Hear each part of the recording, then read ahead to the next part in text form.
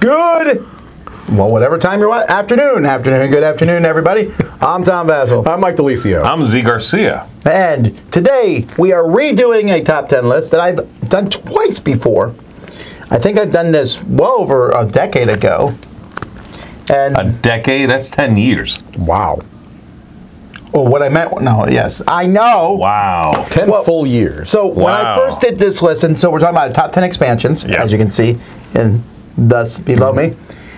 The first time I did this, there is no crossover, I think, between my list now and then. Wow. For two reasons. One, a lot of great expansions. I have several new expansions on my list. Yes. But two, my games have also shifted too. Like, there's an expansion, I'll give an example. Catapult. One of my favorite expansions was the expansion for Alien Frontiers. Okay. I really like that expansion. It is a great expansion. I just don't play Alien Frontiers as much these days. Sure. 10 years is plenty of time to cycle out the entire thing, yeah. This is also slightly different than the last time we did this, because last time we called it Top 10 Essential Expansions. It's almost the same, but I'm being very clear that these are my favorite expansions. Right, and I'm glad you said that. I don't know if I was in the essential ones or not. I don't remember, but I was telling Z earlier, I'm kind of way off the reservation on this one. I've got some things that I think will surprise both of you. I didn't do it for that reason. Some things you won't be surprised by. Just a heads up that I was already planning to be surprised. I'm practicing my face. Do with the hands, too. You guys are so adorable. I'm sorry, adorable. Okay. Adorkable, isn't that the thing? I will say, though, for my list, all 10 of my expansions, I will not play the base game without them. Wait, there's one exception, and that makes sense. There's no such thing for me. That's not true for me.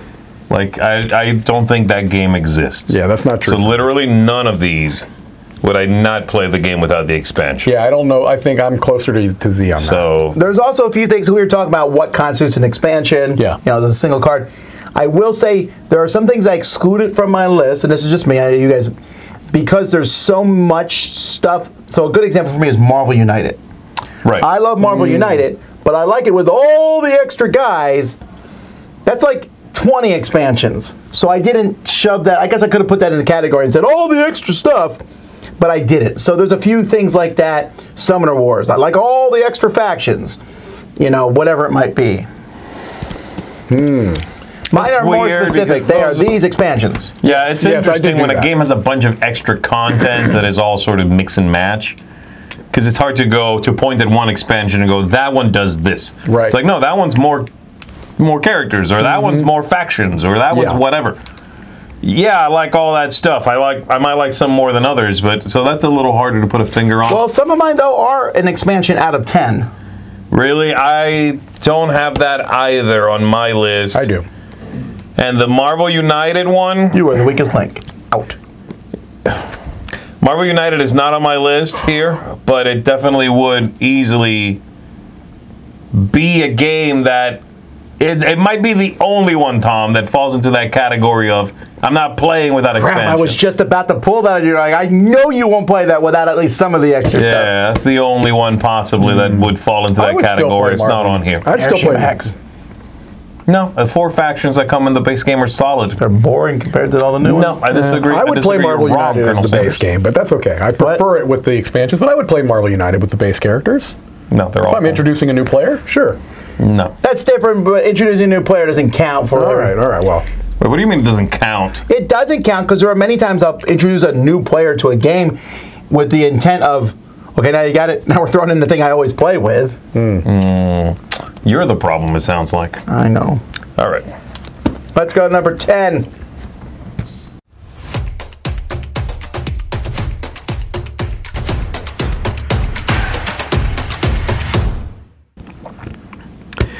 I've got a lot of numbers crossed off and rewritten on here, so I'm really hoping that I've got the right. Oh boy, this could be like the robot list all over again. Okay. If my number is correct, my number 10 is on here, and this is again very specific to me. Here we go. This is an expansion that took me. No, this is an expansion that took a game that is not very well known. It was a Kickstarter game, and it was a direct head-to-head kind of like fighting game. And it added a expansion that allowed you to play it solo against an AI opponent.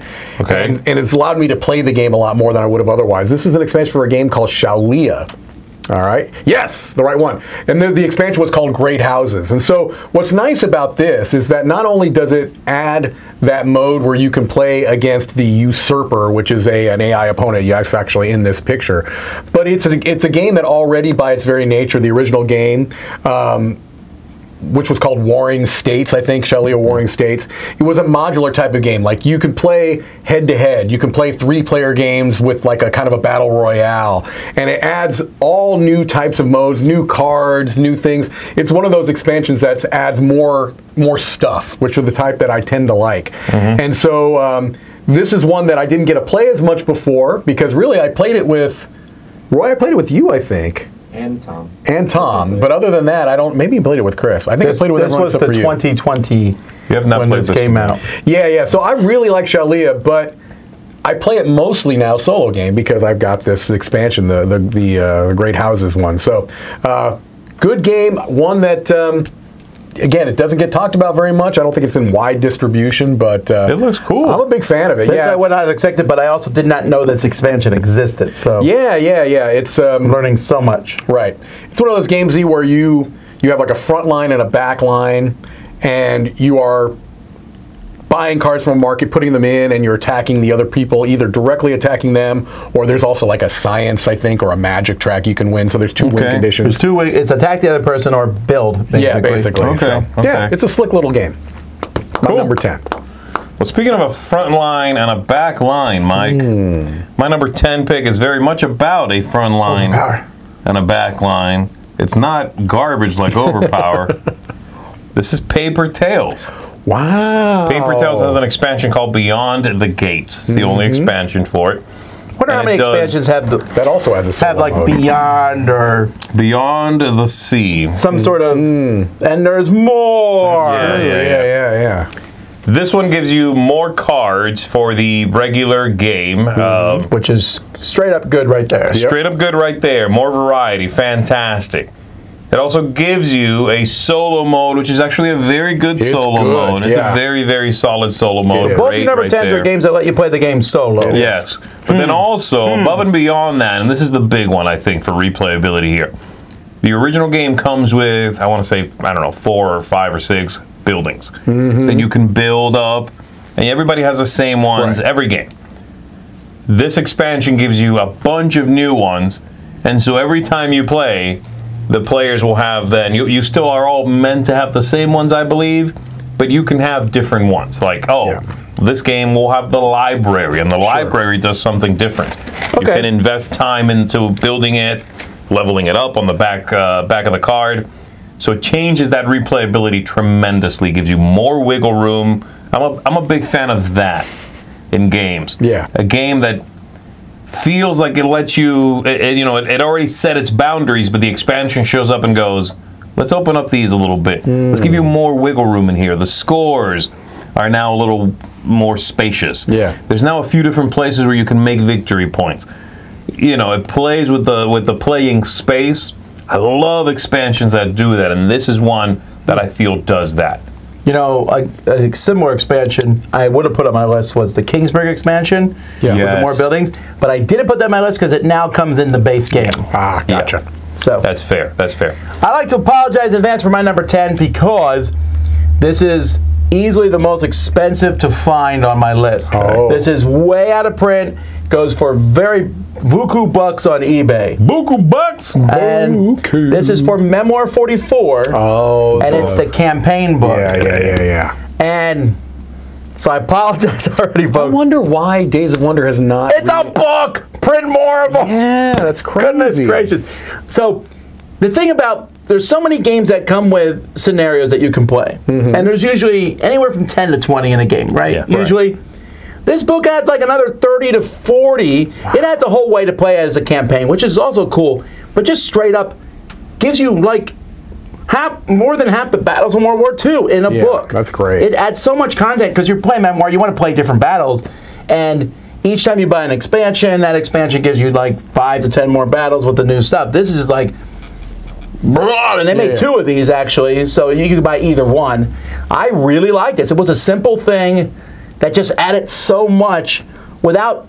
It doesn't also feel bulky or anything like, hey, I got to learn all these new rules. No, it's just another battle. Yeah, that's great. I really like this. I wish more games would do stuff like this. I wish, you know, a dungeon crawl that has ones that are like, hey, here's a book of more dungeon crawls. Yeah, right.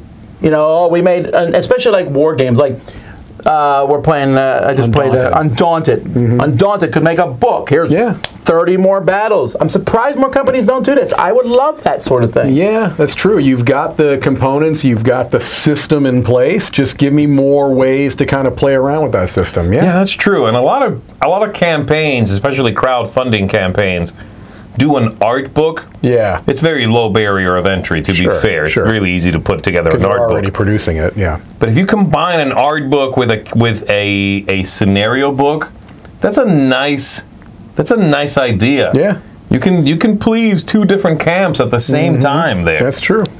So I agree. Get on that. That's my number 10.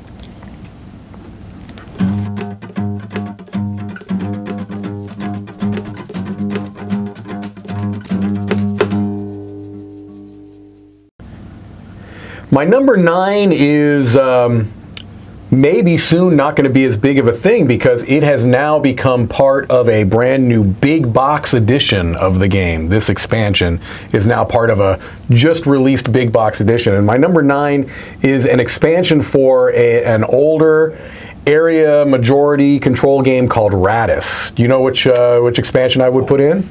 No, because I don't know the names of any of them. It's the Pied Piper. It's the first one. You like that one? I love the Pied Piper expansion. Pied Piper Africanus. Yeah. What is it? Pied Piper Africanus. You have Mercantus. And then So Pied Piper, huh? Yeah, the Pied Piper. This was the first one, and it's because it added more of the roles and it added the walls, and I thought that was a nice. That was just those little things, the new versions of those roles, because the way the game works is that you've got different classes, right? And in the base game, you had a certain number for each of the classes, and now this just adds to it. It just ramps up the replayability of the game, the variability of the game a lot. It's a very simple system at its core. Very, very simple, which is one of the reasons why I like it. It's so easy to kind of teach the core. But this shows you that there's a lot of versatility there. The new ways that they're interacting with the Plague Doctor, or that they're interacting with the rat tokens, or with just the population cubes. It showed that this was something that maybe was a little bit more wide in scope than it might have appeared with that first base game, which was very, very simple, right? It's a very simple light game. But this showed that you can add quite a bit of depth and complexity depending on how you handle those roll cards. And so this now, Radis has come out with a big box. Pied Piper is included with that, as is the Africanus, and maybe the Mercantus as well. I believe so. It's all in one, I think. But these are still, as far as I know, still in print. Like the original Radis, the original Pied Piper, still in print. I want to preface this by saying I like Radis. Not as much as you, I like it.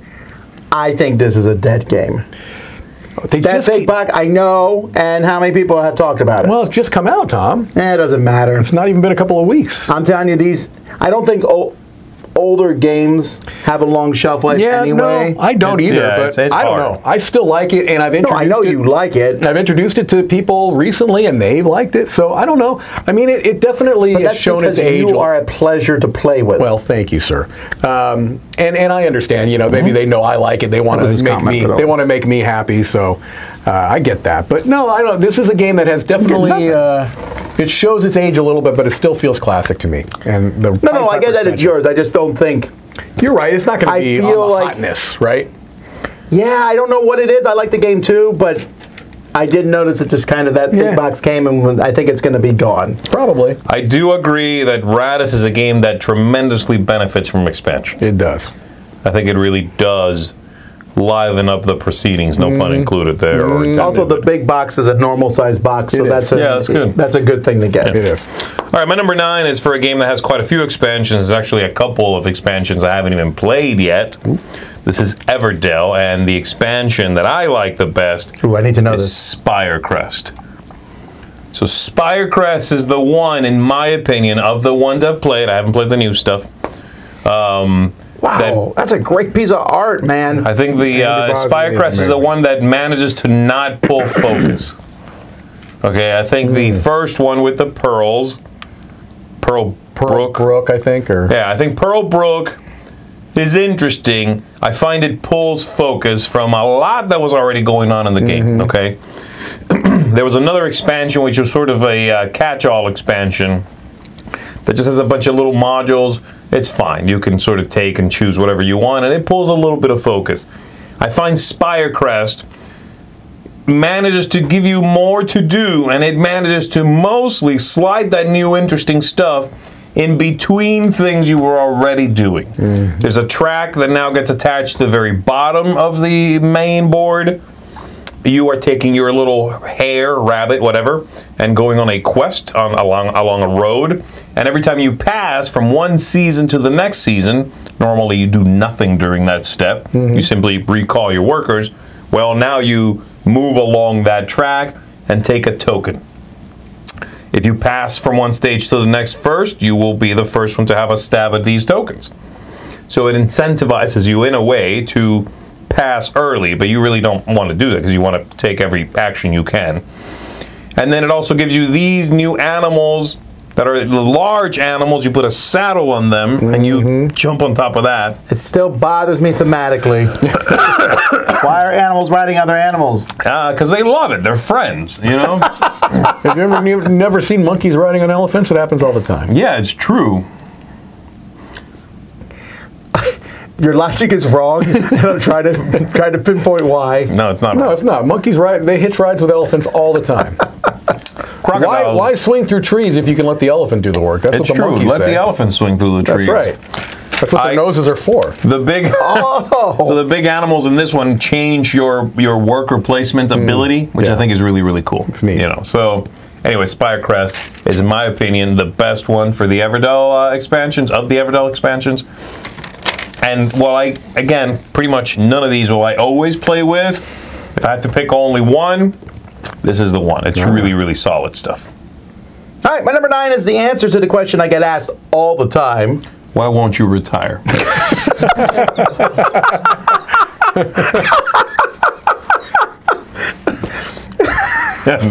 Wow. You were a little too fast with that. That was like you, that was really cool. All right, you know, but people I say have my good days. They know I love Cosmic Encounter, like which is the expansion they get. And until recently, I would have told you Cosmic Incursion, the very first expansion. Yes. That is a great one. But now it's Cosmic Odyssey, which is the very latest expansion. Now, Cosmic Odyssey has a very big campaign, which I have yet to play and may never. Yeah. Yeah, you haven't really messed with that. It's also, who am I going to do it with? Yeah. Who likes Cosmic enough that they're going to want to play multiple games of it in a row? Well, Roy raised his hand. Yeah, that's 2. It's not a 2-player game, unfortunately. And I don't even know if I want to do that, right? Yeah. But this adds so much stuff. The reward deck that was in the first one. Yes. The next half there's more reward cards in this one. This adds to all the other expansions, and I normally mock that. Yeah. When Arkham Horror did that, I made fun of that. But this has so much content in it. It's you know, when I went back and looked at my original list, I guess this is kind of a duplicate. One of the best expansions ever is more Cosmic Encounter for the Mayfair version, because Mayfair had Cosmic Encounter, and more Cosmic Encounter like quadrupled the content. Right. It added in weird stuff like Lucre and Moons. This is that same thing. Okay. It adds in, it's not Lucre anymore, it's called something else, in the Moons. It adds in so much stuff. Now, I will say Cosmic Incursion is pretty close, because Cosmic Incursion adds another player, and Cosmic Encounter needs, I think, 6 players. 6 players works great with Cosmic. 5 is tough. I mean, that's why I say I will not play Cosmic Encounter with at least one expansion, because I want 6 players. Okay, okay. I don't mind Cosmic at 5, but I don't mind it at 5 either. I just love playing it at 6. But I really like this new expansion. It's really cool. It also fixed old aliens. Took some aliens that weren't so good and added a ton of new ones on top of that. I guess my question when it comes to this expansion is, this enhances all the other expansions. Don't you kind of want those? No, you can do that, but I'm telling you, this doubled the content of those old expansions to the point where if you didn't get those, you could still use the content. It's the same as the original expansions. Okay, okay.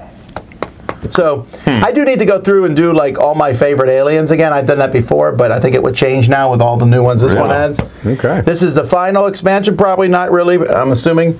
But, it probably is. It really should kind of be, right? It does feel like it could be, but I also thought they were done before they announced this. Sure. So Cosmic Odyssey.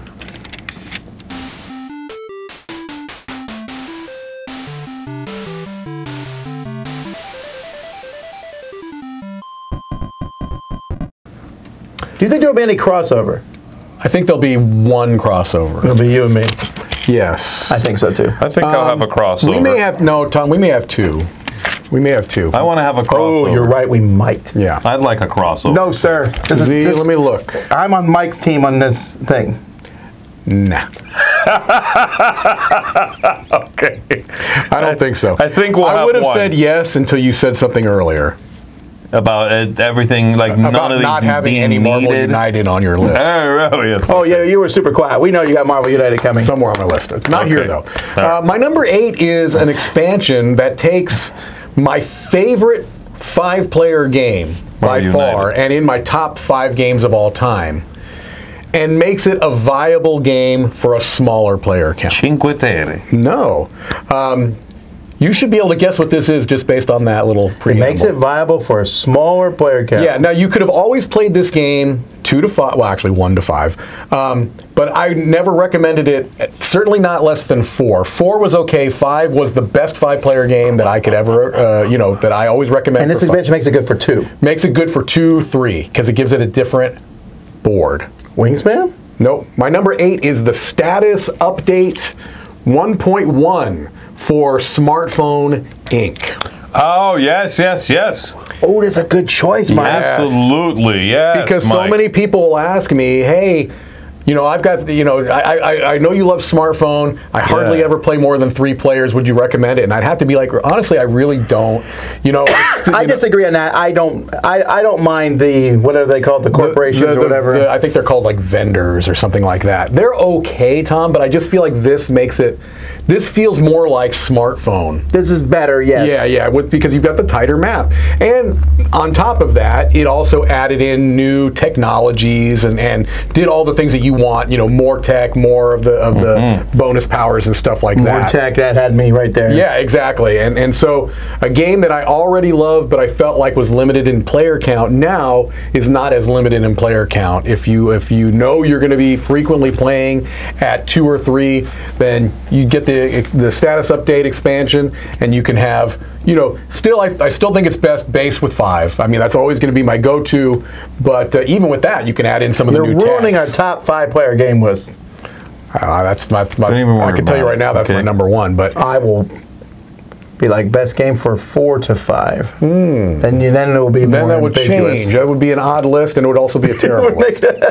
Let's do that. Let's say you have 4 or 5 Or players. 5 players, yeah. You have 4 and 5 players. How about that? And then both groups want to play the same game.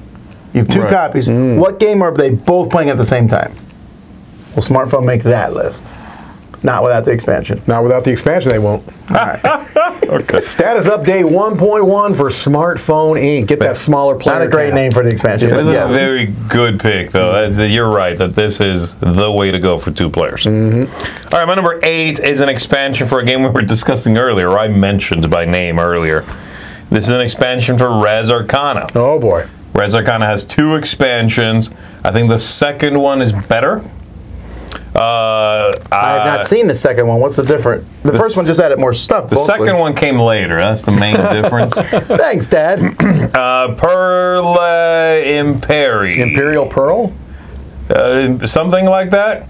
So this one, the first expansion to me felt like a more traditional, more of the same type expansion. Okay. It's great. It's just more of the same, though. And it also feels slightly underwhelming when you look at the sheer amount of things in there.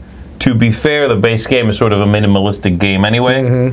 So when you look at that stuff, you're like, oh, it's not that much. But it really is, though. The percentage-wise is fine, you know. The second expansion, this expansion, gives you pearls, literally a new type of thing in the game now.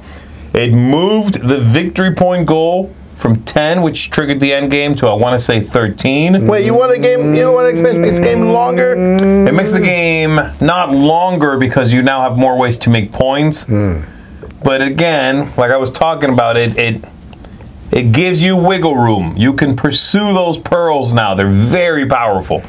They're worth victory points in and of themselves, and there's new things you can now do with that new currency. It embiggens the entire thing. It gives you more to do. Okay. All right. Okay. So I really, really like it. This is a little bit of a stretch because I'll never play this expansion without the first expansion. Okay. You know what I mean? Yeah. Yes. So it's really like, it's both. But if I was going to pick one expansion, which I think is the better one, it's really, like, the second one I thought was like, wow, this is nice. Like, look at what they've grown, what they've added. This is a new idea. I really, really enjoy this one. This might be the closest on my list to I won't play without. Okay. Well, let me sign and seal that one. This one here, I will have the agreement of almost everyone who's a fan of this game. This one I will never play without this expansion, and it is the only expansion I can think of where they could have put minus 15 minutes on the time on the box. Oh, I know what this is. Everybody knows what this is. Prelude. That's correct. Prelude for Terraforming Mars. Yes. Prelude just makes a startup for the game. It's the smallest expansion for Terraforming Mars. Yep. And it's also one of the few times where people are like, I want to play Terraforming Mars. I'll hear people say, I don't play any expansions. Well, obviously, Prelude. I'm not talking about Prelude. Right. We're just playing with Prelude. Prelude adds some cards to each player that give them a jump start in the game, because Terraforming Mars is an engine builder. And this makes the first 6 turns faster, or whatever. You know, that basically deletes them. It's so wild. They should have. I mean, it would have been nice if that was just part of the game. sure, and you know what though? It might not have been thought of. This is not one I think they held back and Right, I agree. but it really makes the game faster and better. It also makes you more diverse in how you start. Yeah. Because you already had a corporation. Now you have 2 Prelude cards that also differentiate you, and I really like that. Okay. I also like that you draft them and your starting card and your hand of cards at the beginning of the game, so you can kind of make stuff match. Yeah. Okay. Yeah. This is just an automatic. If I'm going to play Terraforming Mars, and you don't have Prelude, I will not play it with you. I think. Straight up. You'll just get up and leave the table. Well, I wouldn't have sat down. Not saying a word. You look. saying a word. Prelude. I look around and You just. I need to go to the bathroom. And then I never come back. It's Game and Dash. Game and Dash. I like that. That's where But you you have to play the game, though, first for that to count? It's true. Game and Dash is when you play the game and you leave before cleaning it up. You're like, nah, I gotta go. If I stay, I will pee on your game. I've been accused of gaming and dashing before. I've been guilty of gaming and dashing before. Thank you, Michael, feel for shame? sharing. A little bit. All right. I didn't before Was it today. your game? No. Don't let that sucker clean up his own game, okay? Also, I took 3 or 4 random pieces. Oh, that's not okay. I didn't do that. That's worse. I would not do that. Okay, let's move horrible. on.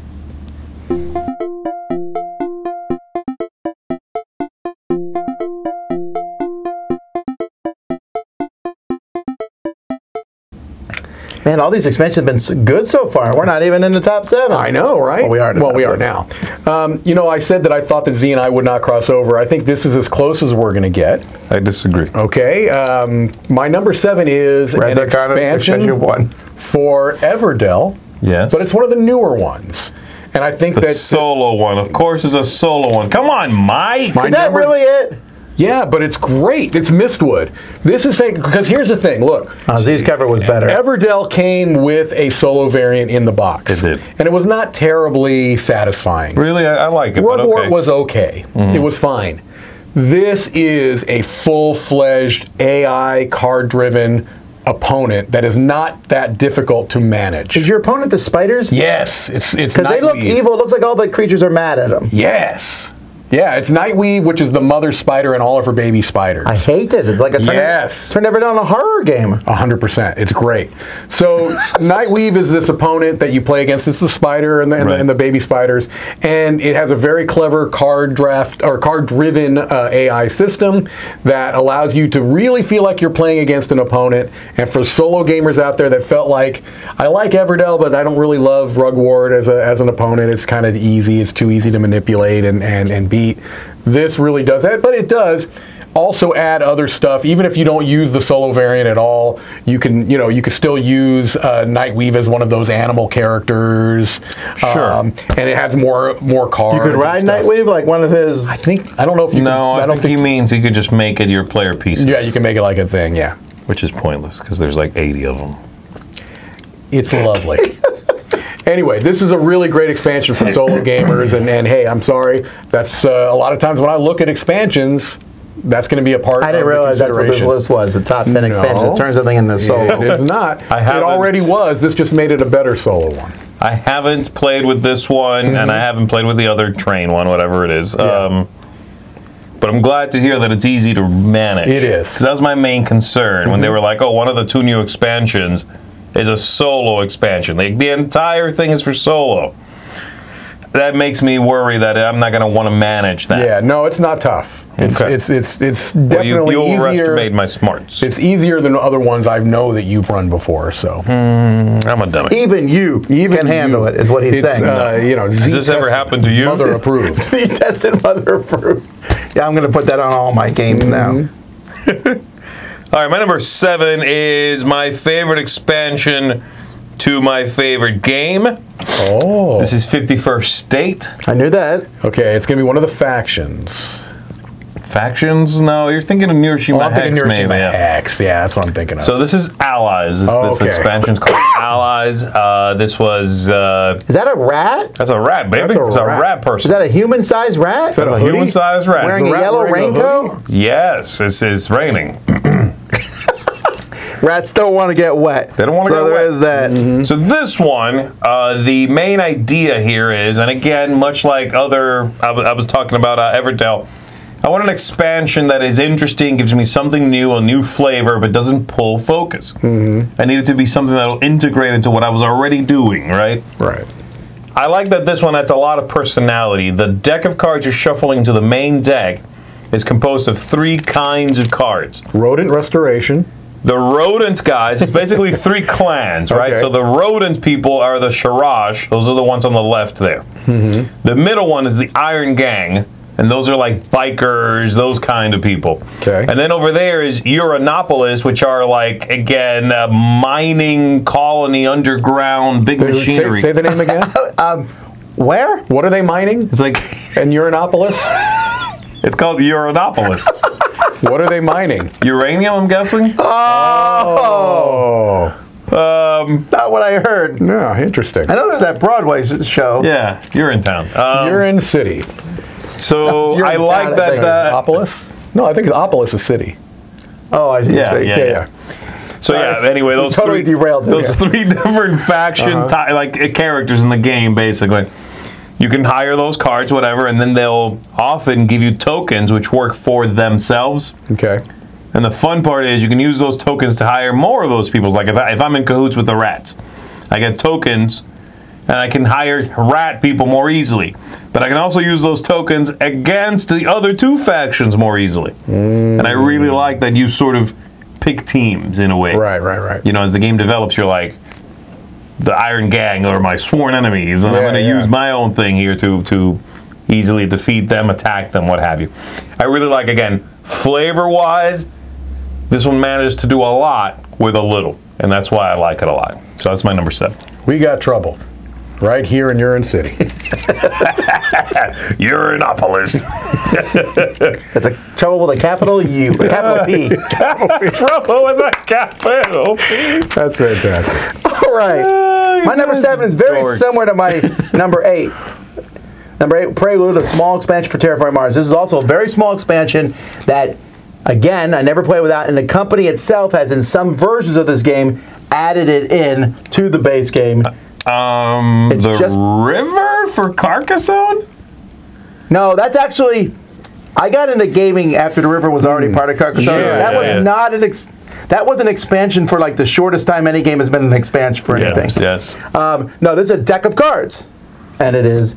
Oh, the Ticket to Ride. Ticket to Ride, 1910. Yeah. Is 1910 included now? It is. It's included. No, it's included in some. Like the anniversary edition, I don't think it's included still with the base game. Oh, okay. And I know this because when they did it for the World Series of Board Gaming, they weren't playing with 1910, and I was like, ah. Yeah. 1910 rounds this game out.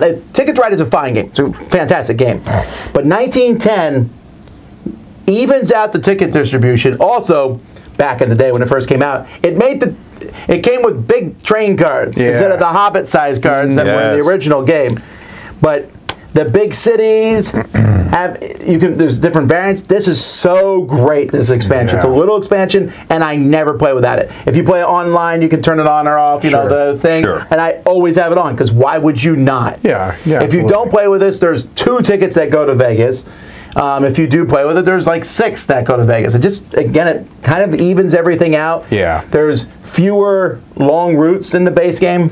Again, it's a small little expansion, but to me, it is absolutely essential, and I really like it. Yeah, this is almost one of those I don't think about. Right.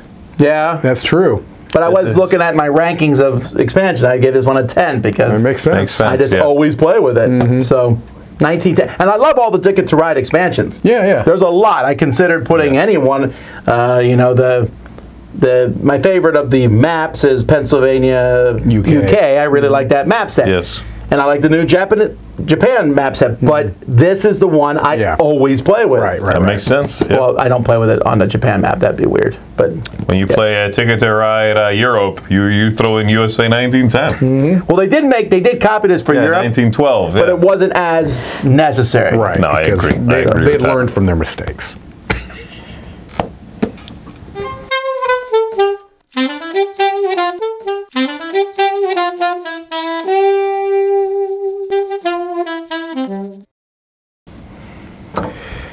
So I've been vocal lately about not every game needs a campaign mode. Yes.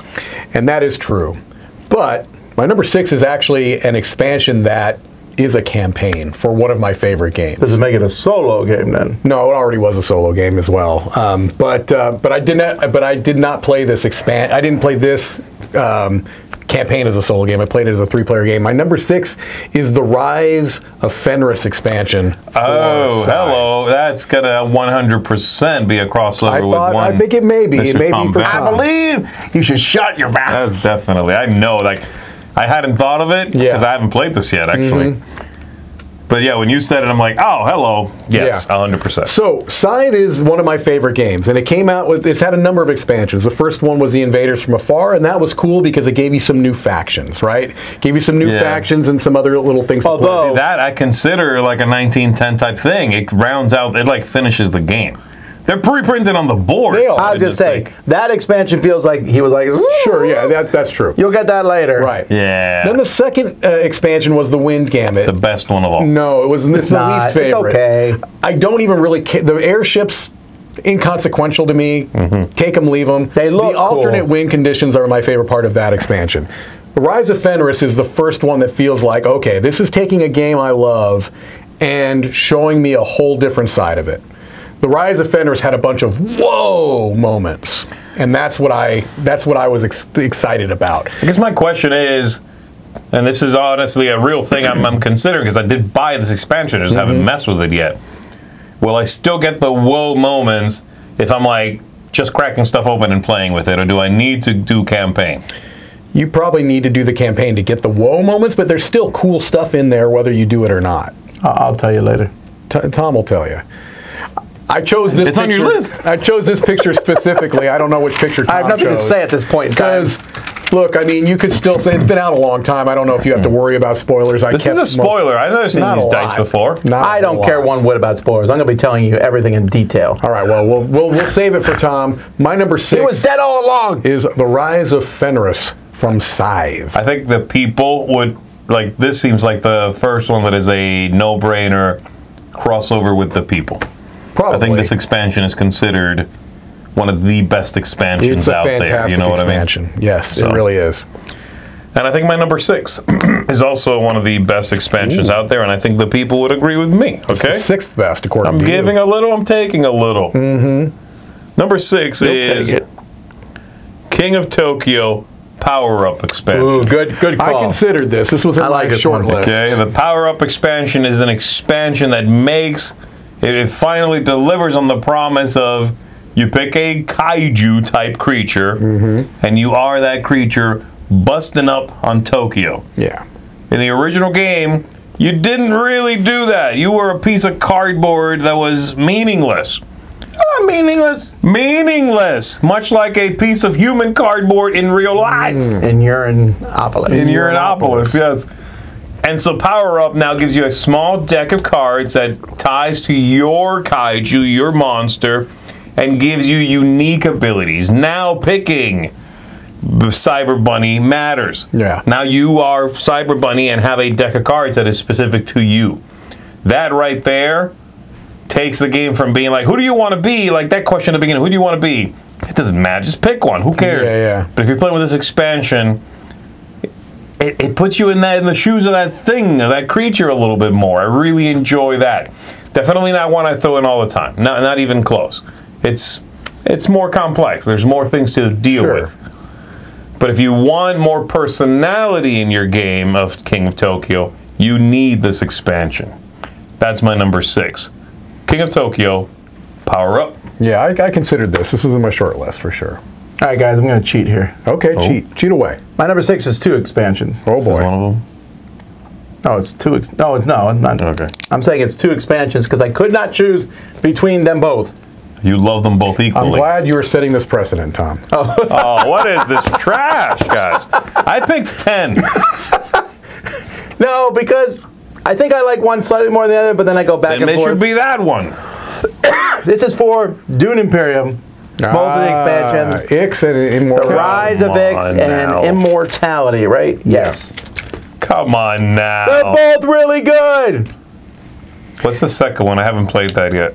Immortality adds that little track that you move along, which I thought would be mad, but actually is pretty fun. It adds cards that you can combine together, and it adds a rule that should have been in the base game, that you can wipe the card line once over the course of the game. Oh, okay. That I'll always play with, even if we play the base game. I'm like, nah, that's just a rule now. Yeah, just refresh. Rise of Ix I played, and it's sweet. It's really good, yeah. Yeah, but both of them, I mean, I could play with one, I could play with the other. I don't feel like I have to play with both to play the game, but I'll play with one. Will they combine okay, or is that Yeah, too they combine much? fine. I don't think it's too much. It'd be too much, I think, maybe for a beginner. Yeah. So this is one of the few exceptions on my list that if I was playing with someone who's never played before, I might play with no expansions.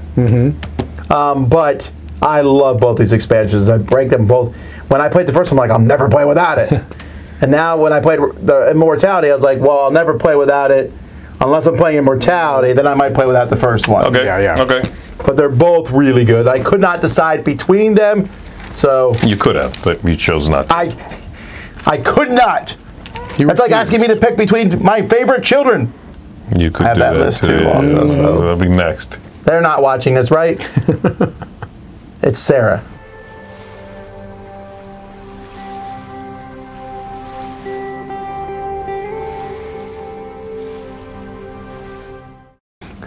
Sarah's the long lost kid my children don't know I have. Does Laura know? Sarah. Laura.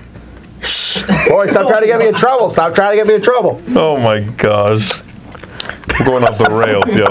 We're going off the rails. My secret family. Go ahead, Mike. Sarah, what's wrong My number with you? 5 is an expansion for an asymmetric game. And this adds new factions and new maps to a game that I already like a whole lot. My number 5 is Root, the Underworld expansion. I was wrong, Mike. I was thinking of something else. Oh, I'm going to write it down, what I was thinking of. So Root is a game that is kind of like a it's a war game, really, with these woodland creatures, and you play as asymmetrical factions. And it came with 4 factions in the base box, which were, you know, they're good. They're all very good. There have been multiple expansions that have come out since, but this is my favorite one. This is one of the more recent ones because I love the 2 new factions. You've got the crows. Looks so cute on that raft. Yep, you've got the crows there, and then you've got the moles. Both of those factions are 2 of my favorite. They're in my top probably 5 of all. How do you play? Like, what's a quick rundown of each one? The moles are super. They're like a strong one, like the cats. They have a lot of presence on the board, but they have tunnels that they can build that make them pop up anywhere they want. Awesome. And the crows lay traps. Can they also float down the river on rafts? See those little that little bomb token? That's a trap. And so some of them are traps and some aren't. And that is one of the alternate maps. It also has the lake map, which you can get on. Yes, you can get on that raft and sail. Not sail, but sail away. Float down the lake there. So I really, really like this expansion because, again, both of those factions are 2 of my favorite factions, and the 2 new maps are really good. It's a double-sided map. So if you were going to play with something like this, do you just substitute one of the 4 in the base game for one of these? You could. Now, I won't get too deep into the woods here, but they've got a little bit of a system they call the reach system that helps balance by player count. So they're saying, look, if you're going to play a 3-player game, try to keep your reach value somewhere in this range. And so, like, the moles will have a very high one because they're a strong faction. You probably wouldn't want to put them in the same game with the cats because I do now. Well, okay. In other words, there are ways you'll have multiple options. Tell me a combo I can't do, Mike, and I'm playing it tomorrow. Play a 3-player game with the otters and both vagabonds. It'll be great. It'll be great. Okay, I know enough about the game to know how that one's going to play out. That would be terrible. I'm going to play just 4 vagabonds. There you go. Just do that. So, yeah. You know a little more about root than you're letting on. Yeah, don't forget you're a root. Barely. You are now a root expert, is what I heard. A rooter. A rexpert. A roto. I'm too slow. Okay, we're done with Speaking of digging, my number 5 is Root, the Underground expansion. My number 5 is an expansion, and I want you guys to guess which one you think it is here. An expansion for 7 Wonders. Ooh. There are 4. There is. Which one would you like the best? No, I was saying there is only one. Oh, okay, sure. Grammatically correct. Sure, okay, why not? I'm gonna say, I'm gonna go OG. I'm gonna go Leaders. Okay. And I'm gonna go the 3rd one with the ships. Armada, right? Yes. And Leaders is the best. Okay. That is not true, but I will accept that. It's your unequivocally truth. This is my favorite. True. Yeah, the first expansion, Leaders, is my favorite. Then they came out with the second one was Cities. Which apparently I'm the only person in the world to. I like Cities so much. I like it. It's my least favorite. I think the next 2 are also very good, but Leaders does something which I thought was honestly the only thing missing in 7 Wonders out of the box. Focus and direction. Yeah. It gives you something to go for. Yeah. Those are not the same thing, okay? If I tell you, hey, direction, it's not really the same thing. No, but in this game, that's what that means. What focus am I going in? No. Yeah. In this case, you're using them the same way. No, I disagree. Let's agree to shut up. Can you give me focuses to the newest grocery store, please? My goodness. So, Leaders here gives you something to shoot for. You draft them at the beginning, and then as you hire these people, every age you can hire one. Again, it sort of directions you towards a specific thing you might want to do more than just anything else. Bunch of jerks. Anyway, Leaders, my number 5. I've lost all sense of direction here. All right. Well, actually, that does work. Darn it! That one did work. I just gave Tom a... Why are you not helping me? I'm not. All right. My number 5, guys. So I cheated here. Here we go. Oh, no. Again? Here we go. 2 expansions. This is all the expansions. How many have you put on this list? This is all the expansions to the games on shelf 5. I could not... This is shelf 5, actually. I know. I could not pick between these. There are 16 expansions for this game, so I picked my favorite 2. Wow. And that's, Dominion? Yeah, it's Dominion. Okay, let me see. Hold on. I know one of them, I bet. My favorite is the orange one. Seaside? Seaside is blue. No, the orange cards are the. Oh, the orange cards. Well, I like them a lot. Seaside is my second or third, depending on how you say it. No, it's Prosperity. Big money. Big money, right? Money, yeah. And then the newest one, which is Plunder. Really? Which is more money and also more orange cards. Okay, you would like Plunder. I love plundering. Plunder adds a new deck of cards. Yeah. Sometimes you get them, and they're like gold with a special ability. Okay. And you draw from that, and you're the only person to have that card in your deck. My God, which you know I love. So aggressively ugly. It also has the possession cards where you can possess pirates. Man. I want to be clear. I did not pick these based on how they look. Yeah, you do not choose cards. Yeah, but wow. Or based on apparently English language. But no, English is overrated. Do you want a platina? I don't like a platina. Anyhow, I love the more money cards and things. It's my favorite thing to add. So, Prosperity has not even been close to being challenged for the longest time, but the news expansion Plunder, I was like, oh man, I like this as much as Prosperity. Wow, okay. But Seaside then is right after those two. I like that stuff. I like those orange cards with that linger for one round. Well, Plunder has orange cards and money cards. Okay. Money. So, money. It's what brings us here together today. At some marriages.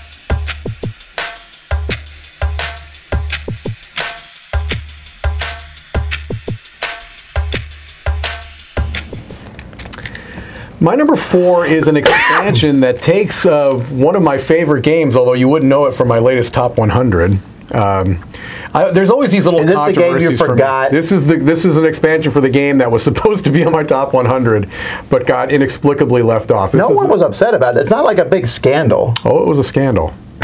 You haven't been on Reddit lately, yeah. Oh, jinx! My number 4 is an expansion for the game Wildlands, which is a Martin Wallace skirmish game. Look at that, I wrote it down, Wildlands. Wow. Which one? That's the one I thought you were going to mention. That's what I thought you were going to mention when you said Roots. I thought you were talking Wildlands. Oh, well, there you go. You know what? I don't think I played the Ancients. But I love the Skellies. Yeah, the Skellies are good too. The Adventuring Party, yeah. The Ancients is really cool because you can... What this does is it adds a whole new mode, a whole new way to play the game. You can now play it cooperatively against these big ancients. And it still uses that same really clever card play system. It still feels like Wildlands, but now you are facing off against these kind of big bads. It's a very, very smart system. Do you like this better than the original game fighting other players? I don't know that I like it better. It's a different experience that I like equally well. Well, no, that's not true. My preferred is head-to-head 2-player Wildlands, probably, or probably 2-player Wildlands, especially on one of the smaller maps. But this is a very close second. The fact that this, normally I don't like games that's like, oh, you can play it cooperatively, you can play it competitively. This one does work very well for that. It also adds I believe two really good maps that do some cool stuff. This is a game that I really hope that Osprey continues to support. Even if they don't. Is that a conveyor belt? Yeah, it's a conveyor belt map. It's very cool. I love conveyor belts. I know. Even if they don't, they've already put out a fair amount of stuff for it. And so I really like the Wildlands, and the Wildlands Ancients expansion is just terrific. Nice, man. Yeah. I figured this would be on the list. You think this game's done now? I haven't seen anything for it in a while. This is the last expansion, and it's been like about a year or two, so? maybe 2. All right, my number 4, we're at 4, yes. My number 4 is an expansion for Elder Sign. Again, this one there's a lot. Is this the one that brought it back for you? No, it's the one that kind of opened up the game. The Gates of Arkham. Gates of Arkham is the one that opened up the game. The game originally, Elder Sign, is set in a museum. And every card is just whatever. It's like a thing you encounter in a museum. It's actually a very small scope in that way. Yeah. And then when Gates of Arkham, this expansion came out. I need to see the cover. I'm not remembering which one you're talking about. Right?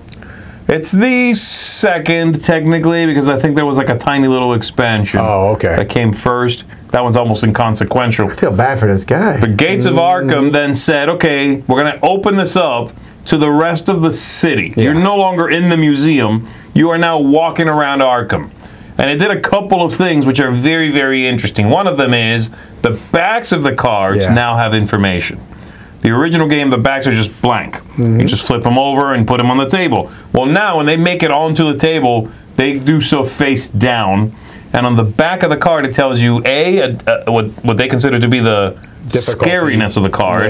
It's green, red, or, orange. I'm scared of all of them. I don't care. I'm sorry, green, yellow, or red. And then at the bottom, there's some ability you may trigger. So when you approach this card, when you choose to go to, I don't know, Auntie May's diner or whatever, you're like, it doesn't seem like it's going to be too difficult. It's yellow. I should be able to handle it. I'm built up. And I can also do, whatever. I can spend this thing to gain something. You do that, then you flip it and encounter it.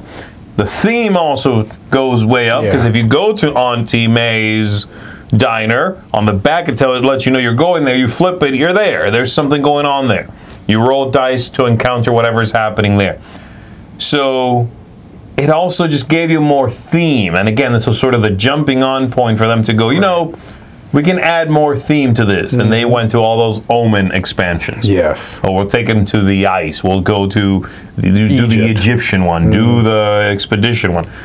So this was the jumping on point for that. In my opinion, is just, again, absolutely one of the best expansions that takes an idea and opens it up in a tremendous way. This blossomed this game.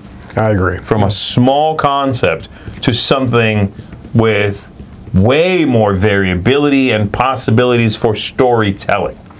So number 4 for me, Gates of Arkham for Elder Sign.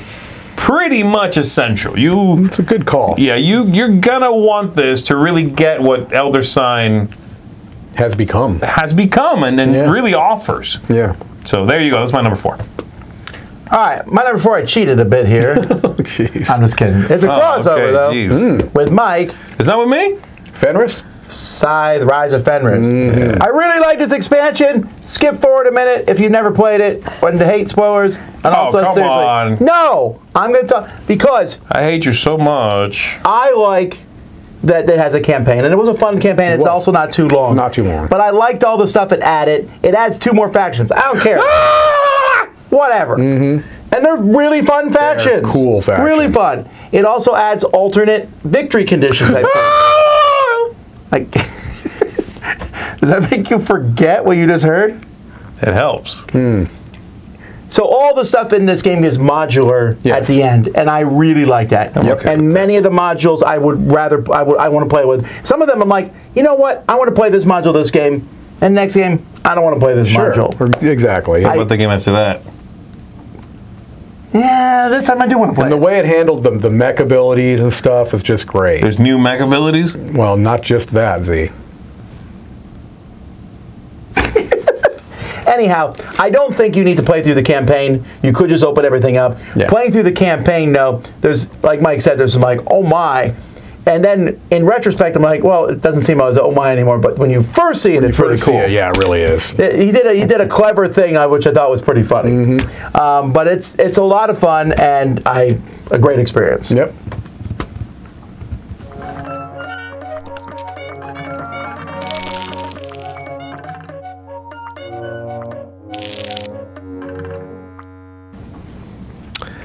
All right, my number 3 is an expansion for Marvel United.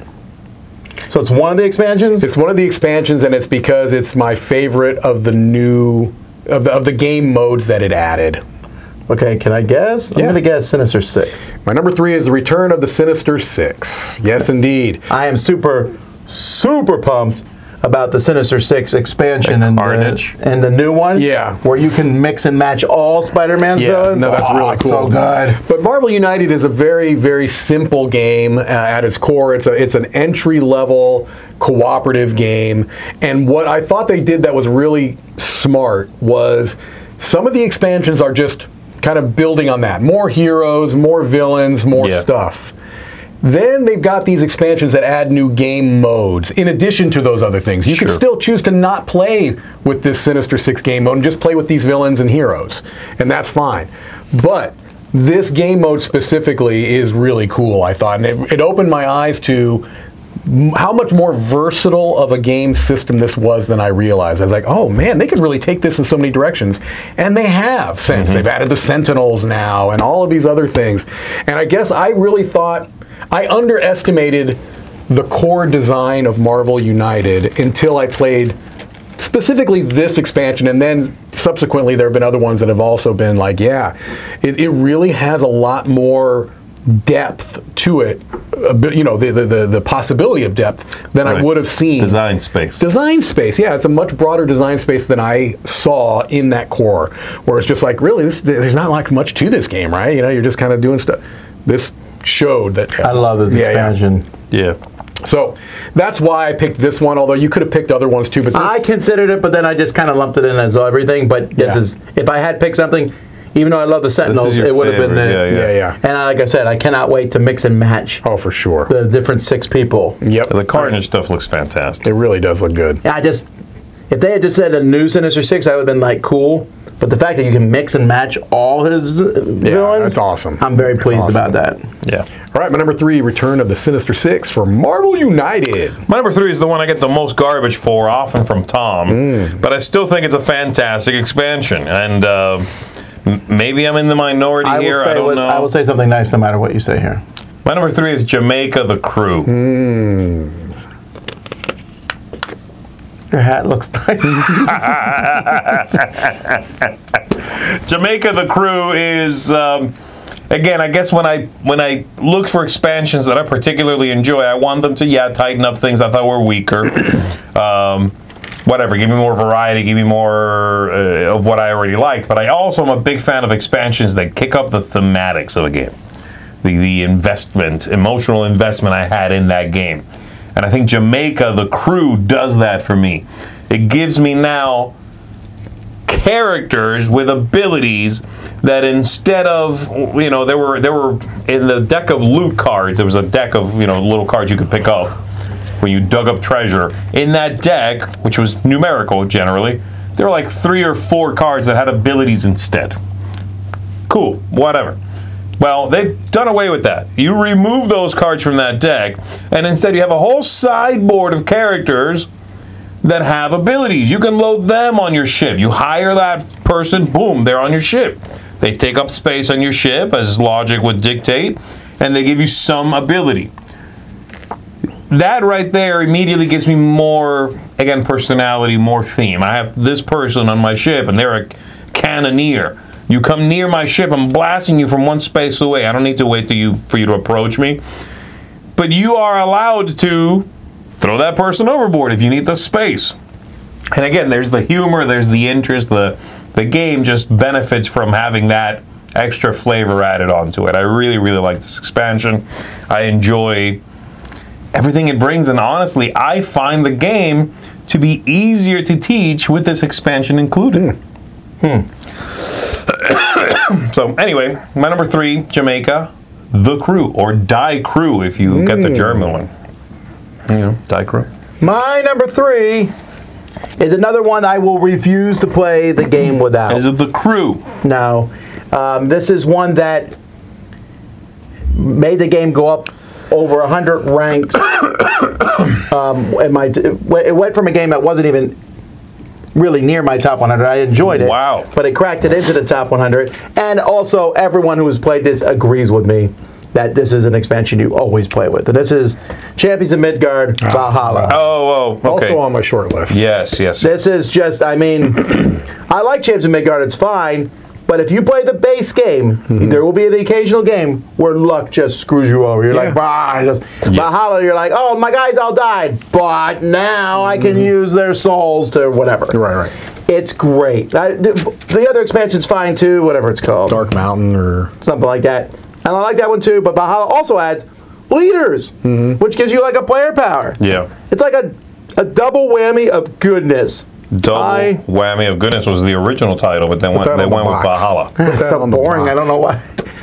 Yeah, why don't they quote me when I say stuff like that? Yeah, right. Usually it's like Tom Vasel. This is a good game. I enjoyed it. Period. Very much. Not even a very much. Muchly. Anyway, if you own Champions of Midgard and you haven't played Valhalla, you really should get it. It will enhance the game a lot. But if you have played it, then you know that you'll never play without it. Yeah. Again, I don't know that I've ever met someone who said, I prefer to play it without Valhalla. Yeah, I can see that. Yeah, okay. I'll give you that one, yeah. It's not on my list because I've only played it one time, and it was with both expansions, and then when I learned what was what, I was like, oh yeah, I would never want to play this without it. Yeah, and that happens a lot. People are tied with both, and then having explained, what is being added, you're like, how did the first one? Sure. Like, how did the base game come out without this? It's hard to go back for sure. Sure. And when I first played the base game, I thought it's fun. Yeah, but you were like, oh, there's something missing here, some sort of Valhalla-esque nature. But they didn't listen to me. There's a double whammy that's missing. Of goodness. Okay. Number 3, Champs of Midgard Valhalla. All right, double whammy.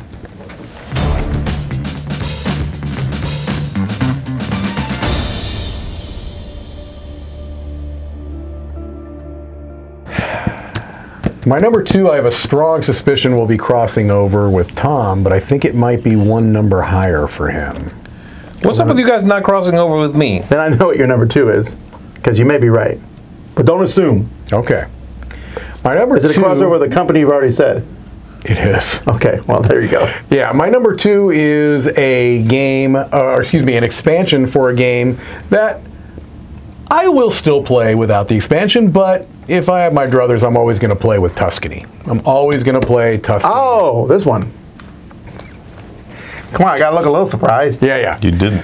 So, now I did not play the original Tuscany with the fromage and the. That's the only way to play. No, I played. I've played. You have pasta in your game, Mike? No. If there's no pasta, it's no good. I played the Essential Edition of Viticulture with the Essential Edition of Tuscany, and to me, that is the way to play the game. That to me is where you get the richest experience. You get everything, but you don't have more than you need. It doesn't feel bloated. It feels just where it should be. A really solid mid-weight Euro with some cool thematic elements. Tuscany adds the extra board, the extra seasons, the little bit of area control over there, the powers. What are they? Those orange cards, those come in there. Buildings. Yeah, the structure cards are in there. So, the structure's right. Yeah. I think the Tuscany is just a fantastic expansion. Where I think I differ from you was that I think I liked base Viticulture better than you did. You thought it was like a 6, I think. No. That was 6 was my first rating of the game. Oh, before that and the Grande. The Grande changed it to like an 8, 8.5. I gotcha. Okay, so that's true. I never played Viticulture without the Grande worker. First time I played Viticulture, it had that. So, that would be huge. It's a huge difference. That's a rule. Therefore, that would be in my top 10 rule changes to games that made a big difference. Oh wow! I don't think I could get 10, but yeah, but that would. I could do 1. Yeah, the Grande worker. 1. Anyway, number 2, Tuscany is a fantastic expansion. Liar's Dice. And this is one that, depending on the player, I might put this in their first game. I don't know. I thought this would be your number 1. No, I've got. Now I'm curious what you like better than this. And you'll find out. Because it's wrong.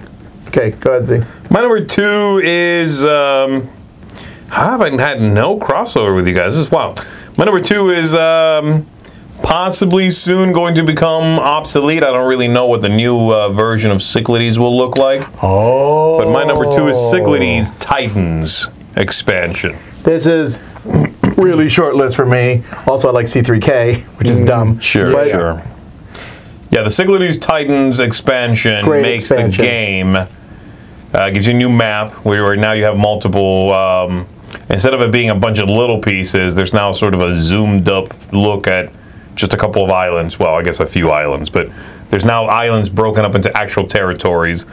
And you can march across the island, not just hop out to the water and then hop onto another island.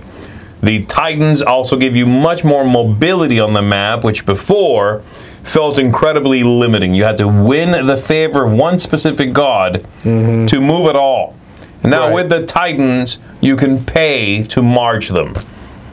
And I find that to be just a much more dynamic game. There's now more excitement in the game. There's the ability to just really get more done. There's kind of multiple paths to the same thing now. I really find this expansion pretty much essential. The original game, and again, Cyclades is being reissued. I don't know what the differences are. This might be in there. The game might have just been reworked anyway to not need this. I don't know.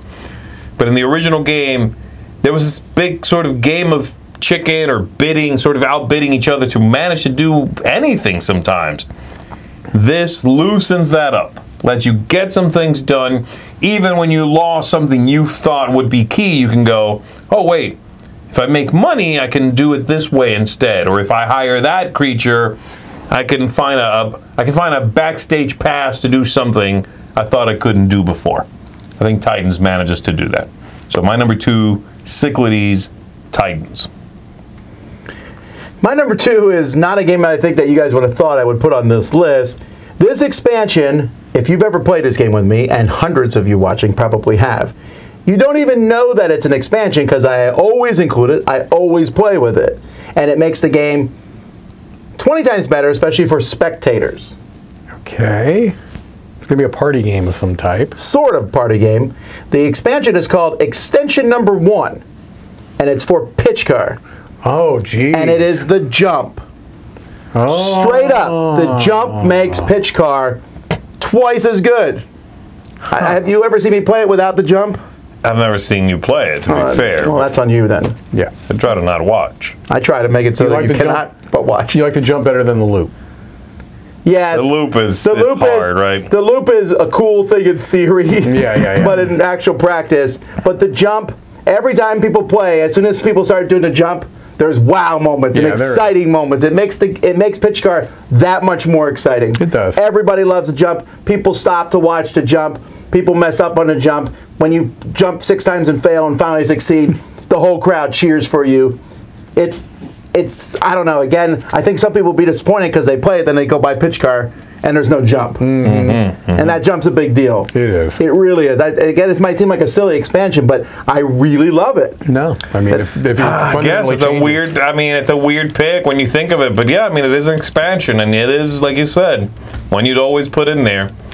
Yeah, seems like a dumb pick to me. In fact, I probably wouldn't have picked it. But yeah, you don't like Pitch Car as much as me, though. No, I don't. But again, I can see how this is. But they come out with several expansions. They added different curves and the higher level, and they added, the loop and stuff. But nothing compares to the jump. You're on old Van Halen money pretty soon if you keep saying it. Jump. The jump. That's my number 2.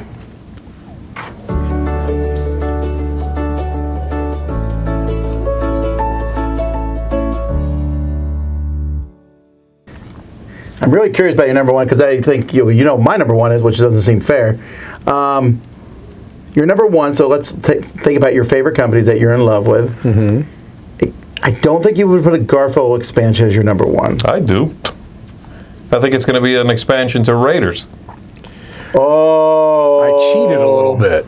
Okay, it's a bunch of expansions. My number 1, and it's not as much of a cheat because they were both released at the same time, are the 2 expansions for Raiders of the North Sea. What do I get? Hall of Heroes and Fields of Fame. Yeah. I don't know. What do I got in my wallet? So Raiders of the North Sea is a relatively... oh, there you go. I don't want that dress. You can play some skee ball with that. It's a relatively light worker placement game, but with a neat little twist on how you place a worker, take an action, pull another worker and take that action. Both of these expansions just open the game up and make it a much broader game. So you've got Jarls now that have got special powers, and you've got Mead, which is a new resource that you can use to make you more powerful in battle because you drink this mead and you get more courageous. Crunk. That's pronounced You get crunk. It's liquid courage, but if I had to pick one, probably the Hall of Heroes would be my favorite of the 2, but they're both really good. Which one comes with the drinking? I think the Hall of Heroes comes with, the Hall of Heroes comes with the mead. This was my number 11. Yeah, it really was. Really. I just played this, actually, the app. So I'm very interested. Are these expansions on the app? They are not. No, as far as I know. Unfortunately not. Yeah. And I agree. weird. It's been so long since I played Raiders on the table, and I played the app, and I thought, gosh, this is a small game. It really is. It's a very small package. It is. You just you get provisions, you build up, you get your crew, you go fight. Yeah, it felt again just diminutive, and so this is interesting. I'm very curious to hear about this, and so they're both adding a board as well. Little sideboards. Yeah. Okay. One gives you a player board, and one has a sideboard. I would love for them to produce, and I don't think they've done such a thing, just produce the base game, like do a big box and just produce a board. They've done the big box, but it's not. But have a board that includes the other one. You know what I mean? They've never done such a thing. I don't think so. I think the playmat may have both. Okay, well that makes sense. Yeah, the playmat may have those in there. I'd have to look at it again. It's been a while since I've unraveled my playmat. Unfurled, thank you, my playmat. My number one favorite expansion, both of the Raiders of the North Sea expansions. They're both fantastic. I think picking 2 expansions is perfectly fine. Thank you. Good. Remember you said that. Uh-oh. My number one is... Is it a tie between expansions? It is a tie for expansions, yeah. It is. So I've mentioned my 10 through 2. They were expansions for games I really like.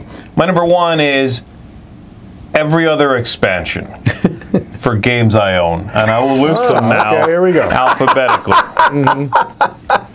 A. Abyss. Who is that? It is Abyss. Leviathan. Leviathan. Yes. It's the Leviathan. Also on my short list. This irritates me. You can see it right there. Because I played the other expansion, but not this one. Yeah, the other expansion is a fine expansion. I think Kraken, right? The Kraken expansion is fine. It's interesting. It's a little bit of a sidestep. And again, like I've said before here, it pulls direction a little bit. No, I'm sorry, focus. It pulls focus a little bit.